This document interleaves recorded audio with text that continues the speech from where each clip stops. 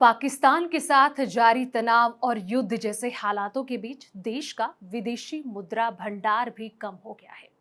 Reserve bank ने शुक्रवार को बताया कि देश का विदेशी मुद्रा भंडार 2 मई को समाप्त सप्ताह में 2.06 अरब डॉलर घटकर 686.06 अरब डॉलर रह गया है। इससे पहले के सप्ताह में देश का कुल विदेशी मुद्रा भंडार जो है वो 1.98 अरब डॉलर बढ़कर 688.13 अरब डॉलर हो गया था। चलिए जानते हैं कि इतनी कमी के पीछे का आखिर कारण क्या है।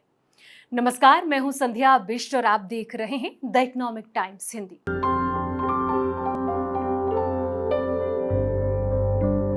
बता दें कि आरबीआई का विदेशी मुद्रा भंडार पिछले साल रिकॉर्ड लेवल पर पहुंच गया था।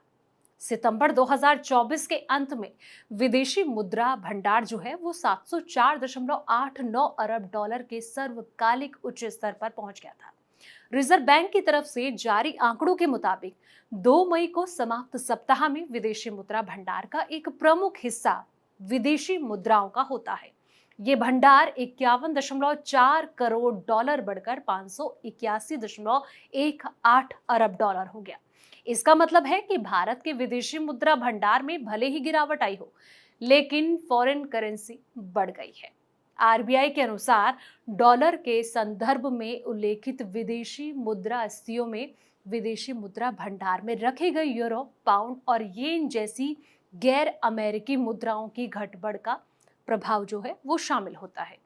समीक्षाधीन सप्ताह में स्वर्ण भंडार यानी कि गोल्ड रिजर्व का मूल्य जो है वो 2.54 करोड़ डॉलर घटकर 81.82 अरब डॉलर रह गया।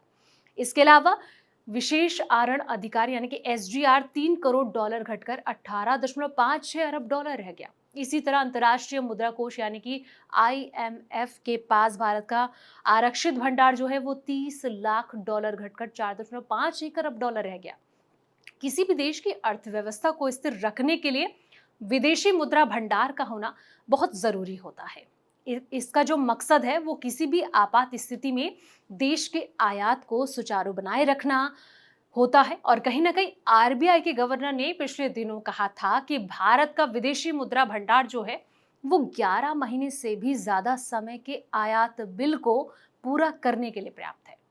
इसका मतलब ये हुआ कि किसी आपात स्थिति में भारत को 11 महीने तक किसी भी चीज की कमी नहीं होने वाली है और देश की जो अर्थव्यवस्था है वो सुचारू रूप से चलती रहेगी।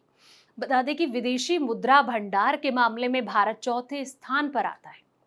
इस मामले में चीन आज भी पहले पायदान पर काबिज है।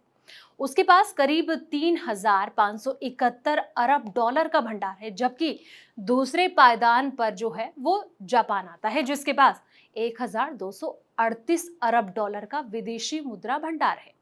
इस मामले में तीसरे नंबर पर जो है वो यूरोपीय देश जैसे कि स्विट्जरलैंड आता है जिसके पास 952 अरब डॉलर का विदेशी मुद्रा भंडार है।